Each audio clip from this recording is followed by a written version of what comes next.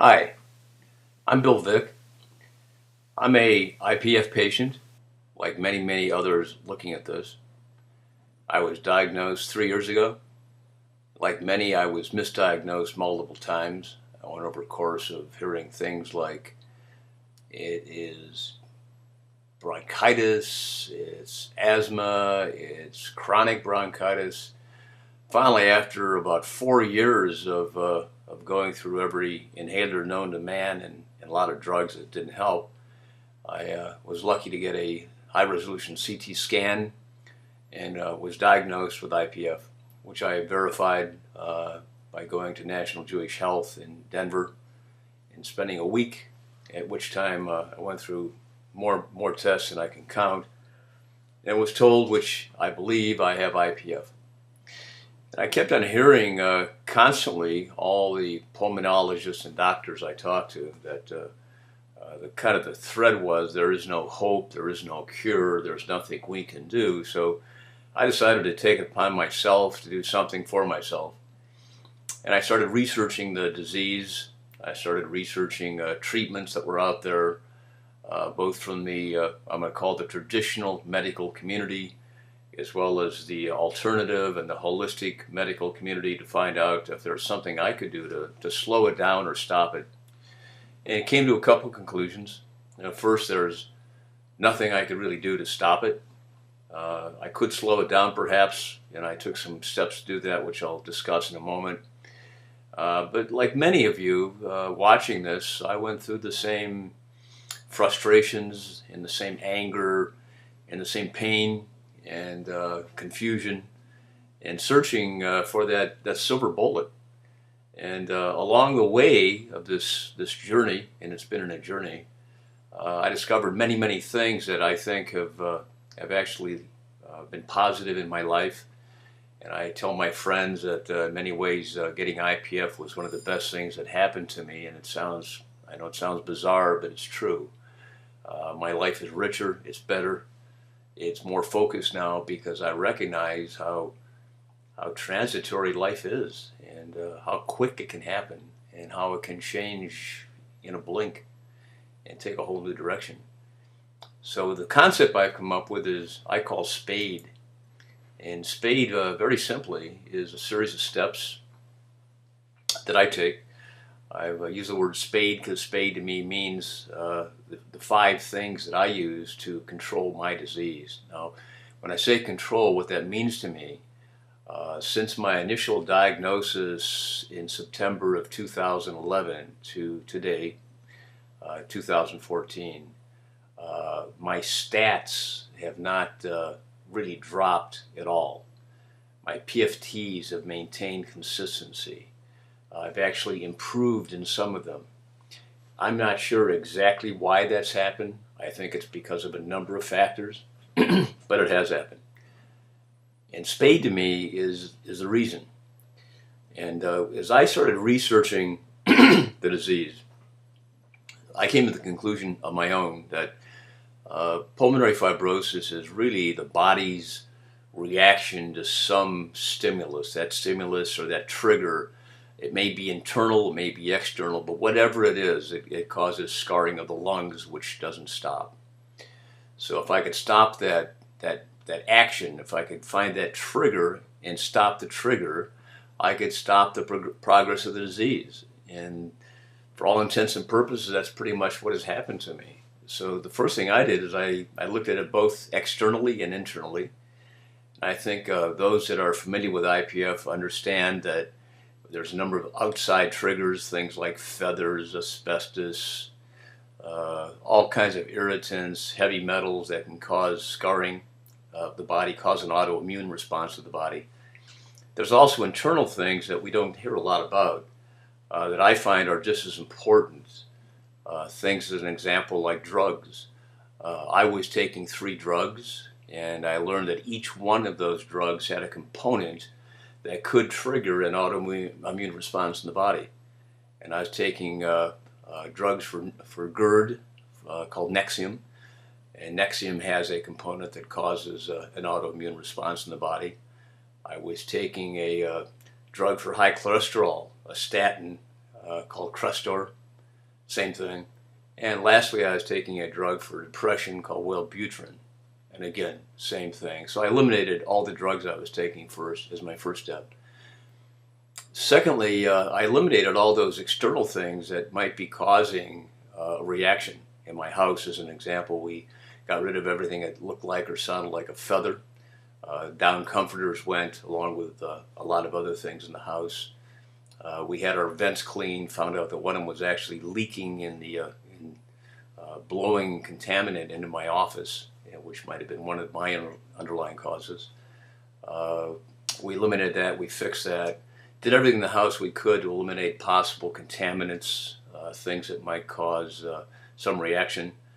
I looked at diet very carefully. I found out that that innocent things like wheat have a component called gluten, and gluten is one of the things that causes what's called leaky gut, where food and particles and small molecules of waste will get into the bloodstream, again causing the body's autoimmune response. So I've eliminated those things in my diet, but I put them all together. I call it Spade. So what is Spade? Well, the first thing in Spade, excuse me, is a support, and support to me means both those family members that support me, those friends that support me, those online and offline friends that support me. And support means having an open exchange of information, being honest with each other about the disease, what I'm going through, what they're going through, and it's sharing some confidences. I think support is a critically important part of living with a disease like pulmonary fibrosis. You know, I don't want to let pulmonary fibrosis define my life. I don't want it to shape the way I live or don't live. And I think I do much of that through support, and support to me is critically important. Another piece that I look at as far as the Spade concept is prayer. And let me go back here because I bounced ahead a little anxiously. Prayer to me, I think it's best summed by Ecclesiastes, where it's all things of purpose, all things of time. It kind of surmises to me, prayer is part of, I think, a successful plan of dealing with any terminal disease, but in particular, I think with pulmonary fibrosis. It's kind of a sled ride you're on, and the ride might be bumpy, it might slow down, but it's constantly going down the hill. And it's the same thing with the disease that we all face. I think prayer is one way of dealing with it, of looking for a greater power than us in dealing with it. And I really don't care if somebody is a Christian or a Jew or a Muslim, if they're a Buddhist or an atheist. I think prayer is an important part of dealing with something like pulmonary fibrosis. If you're not doing it, I would encourage you to do it. I think it's an important thing. Attitude, it's how you think about yourself and your life. To me, attitude in dealing with pulmonary fibrosis in particular is a critical factor. And it comes back to that dealing with how you define life and how you define being defined by things that surround you. And attitude to me isn't necessarily looking at the world with rose-colored glasses and being a Pollyanna and all things are happy and bright, but it's an attitude of perseverance, of living with integrity and honor. And I got a lot of that, I think, from my young life as a Marine, and I learned in that life that you can shape your world in many ways by how you think about it. I think in this case of this disease, I personally have shaped it to a large degree by how I deal with it and think about it. And again, it's not defining me. I won't let it do that. And I think attitude is critically important. Most people, when they talk to me about my stabilization, they focus on diet. I think it's an important piece of it. Obviously, I don't think it's the only piece, but it's an important piece, and it's the one that Most people think they can influence the easiest and the quickest and get the biggest return on their investment or bang for their buck. I'm not sure that's the case. I do think that diet is an important piece, an important component of dealing with pulmonary fibrosis. In my case, I've eliminated wheat. I've eliminated those things that are possible contributors towards that autoimmune response. I eat a balanced diet. It's probably a little heavier on protein than many would be eating, but it's balanced between protein and vegetables. It is very low in carbohydrates. It is high in fat, good fats, not bad fats. No trans fats as an example. I've eliminated sugars, processed foods, and if it's advertised on TV, I don't eat it, basically. So I try to eat a whole, real diet of real foods. Not necessarily all organic. Many of my friends follow a paleo diet, which I think is a great diet. I don't. I come close to it. I follow a diet that's typically called the primal diet. It was put together by a fellow named Mark Sisson, and it's a takeoff of the paleo diet, but it's a little more forgiving. I have a couple of weaknesses that I haven't given up, one of which is ice cream, and I admit I sin in my diet by eating ice cream, and I do. Also wine. I have a couple glasses of wine every night with dinner, and I think it's a part of healthy living for me personally. So diet, I think, is an important part, but not the only part of this whole thing, this Spade concept. The other thing is exercise. I think exercise is, it's often given lip service.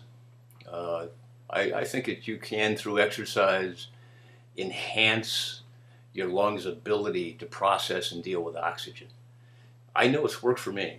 When I was first diagnosed, at that time I had a difficult time simply walking around our local shopping mall. And every day I'd walk a little bit farther, and I'd push that envelope of pain and distress that if you have pulmonary fibrosis, you understand what that is, that shortness of breath. I push a little bit beyond it every day. And pretty soon I pushed farther and farther and farther until I was actually bringing my lungs to improve to the point where when I was first diagnosed, my lung capacity as measured on forced volume FVC was about 78%. Today, my last test was 116%. So I've increased my capacity of my lungs. I've also increased the efficiency, as I measure it by a DLCO, where that is now 104%, and it was about 80% when I was first diagnosed. So I think those things can be changed and improved. I know it's worked for me. So I think the whole thing put together, Spade, the support, prayer, attitude, diet, exercise, it's giving me a new slant on life. I'd encourage you to try it. I'm more than happy to spend time talking to anybody that wants to talk about it. If I can help you, I will. I do take supplements. I publish that list elsewhere, but if you want that, I'll be more than happy to send it to you or tell you about it. It's just very very rich in antioxidants. Again, I think it's an important part of slowing down the inflammation and the autoimmune response of the body. But contact me by phone, drop me an email note. I'm happy to help, and I hope that Spade is something you'll try or look at. It's helped me, it's changed my life, and if it changes yours, it's all the better for all of us.